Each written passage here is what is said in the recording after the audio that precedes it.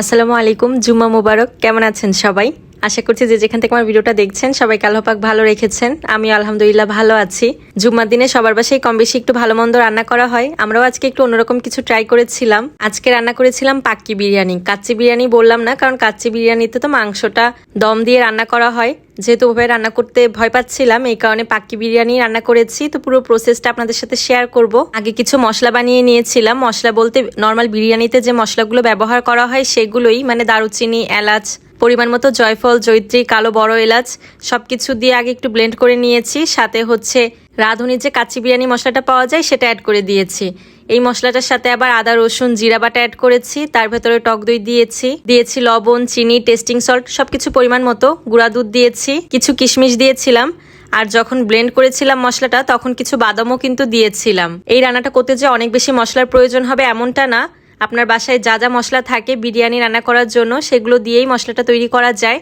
আর তাছাড়া রাঁধুনি প্যাকেটের মশলাটা তো থাকেই। তো সব মশলাগুলো দিয়ে মাংসটা কিছুক্ষণ মাখিয়ে রেখেছিলাম। ও আমি তো বলতেই ভুলে গিয়েছি, পাক্কি রান্না করার জন্য সবচেয়ে ইম্পর্টেন্ট যে উপকরণটা সেটা হচ্ছে পেঁয়াজ বেরেস্তা। সেটা কিন্তু দিয়েছি, বেশ অনেকটা পরিমাণে কিন্তু পেঁয়াজ বেরেস্তা দেওয়া হয়েছে।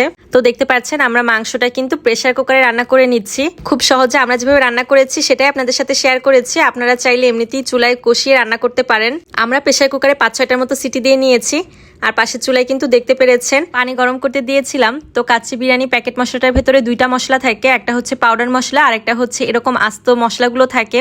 তো সেটা দিয়ে পানিটা জাল করে নিয়েছিলাম। ফুটে আসলে তারপরে চালগুলো দিয়ে দিয়েছি।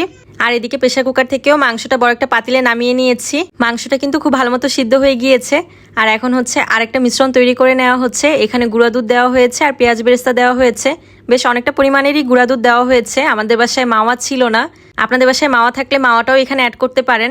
আমাদের বাসায় ছিল না বলে গুঁড়া দুধটাই বেশি করে দিয়েছি। আর এই পর্যায়ে কিন্তু রাঁধুনির প্যাকেট মশলা থেকে একটু মশলা রেখে দিয়েছিলাম, সেটা মিক্স করে নিয়েছি। মাংসটা যখন তেলের উপরে চলে এসেছে তখন হচ্ছে চালগুলো দিয়ে দিচ্ছি। চালগুলো আমরা 90%-এর মতো সিদ্ধ করে নিয়েছি। আর এখন মাংসটার উপরে সুন্দর করে চালগুলো বিছিয়ে দিব। তো এই পর্যায়ে আমাদের মনে পড়েছে যে আগে থেকে যে আলু ভেজে রেখেছিলাম সেগুলোই দিতে ভুলে গিয়েছি। তো কি করব, চালগুলো সরিয়ে আলুগুলো একটু ভেতর দিকে দেওয়ার চেষ্টা করছি। কাচ্চি বিরিয়ানি রান্না করা হোক বা পাক্কি বিরিয়ানি রান্না করা হোক, আলু না হলে ঠিক জমে না। তো এই পর্যায়ে যে দুধ বেরেস্তার যে মিশ্রণটা তৈরি করে রেখেছিলাম সেটা দিয়ে দিয়েছি। তো বাকি যে চালগুলো ছিল সেগুলো এখন এটার উপরে ভালো করে ছড়িয়ে দিচ্ছি। তারপর এর উপরে দিয়ে দিব একটু ঘি, কেওড়া জল আর একটু চিনি। অল্প একটু চিনি দিলে টেস্টে ব্যালেন্স আসে, খেতেও ভালো লাগে। আর আমরা কিন্তু বাসমতি চাল দিয়ে পাক্কি রান্না করিনি, চিনি গুঁড়া চালটা দিয়েই রান্না করেছি। কারণ চিনি গুঁড়া চালটা দিয়ে রান্না করলে আমার কাছে মনে হয় টেস্টটা বেশি ভালো লাগে। তো আমরা কিন্তু অনেকক্ষণ দমে দিয়ে রেখেছিলাম, প্রায় 20-25 মিনিটের মতো। তারপরে এই তো এখন একটু মিক্স করে নিচ্ছি। সবকিছু কিন্তু পারফেক্টলি সিদ্ধ হয়েছে। মাংসটা তো প্রেসার কুকারে দিয়েছিলাম, এই কারণে খুব সুন্দর সফট হয়েছে আর চালটাও সুন্দর মতো ফুটে গিয়েছে। আপনাদের তো পুরো রান্নাটাই দেখিয়ে ফেললাম, কিন্তু কে রান্না করলো সেটাই তো বলা হলো না। রান্না করেছি কিন্তু নীলার হাজবেন্ড, মানে আমার বোনের হাজবেন্ড আর কি। একজন পুরুষ মানুষের হাত দেখে আপনারা নিশ্চয় এতক্ষণে বুঝে গিয়েছেন যে এই রান্নাটা আমি করিনি। তবে খেতে কিন্তু মাশাআল্লাহ অনেক ভালো হয়েছিল। ও এইবার নিয়ে পাক্কি বিরিয়ানিটা সেকেন্ড টাইম রান্না করলো। আলহামদুলিল্লাহ খুব ভালো হয়েছে, আমরা অনেক মজা করে খেয়েছি সবাই। ও আপনাদের বলা হয়নি, আমার বোন এসেছে। ও শেহজাদকে আর মাহিবুড়িকে একসাথে দই খাওয়াচ্ছে আর মাইবিন নিজে নিজে খাচ্ছিল। দুপুরে খাওয়া দাওয়া শেষ করে আমরা একটু রেস্ট নিয়ে সন্ধ্যা দিকে একটু বাইরে বের হয়েছিলাম। বেশি দূরে কোথাও না, আমাদের এখানে বটতলা বলে একটা জায়গা আছে, সেখানেই যাব। মাইবিনের বাবা স্বাধীনের বাইকটা চালাবে, তো আমাকেও উঠে বসতে বললো। বাইকে 2জনের বেশি 3জন বসা যায় না, এই কারণে মাইবিনকে সাথে নিতে পারিনি। আর তাছাড়া মাইবিনের বাবা অনেকদিন পরে বাইক চালাচ্ছে, এই কারণে আর কি রিস্ক নিইনি।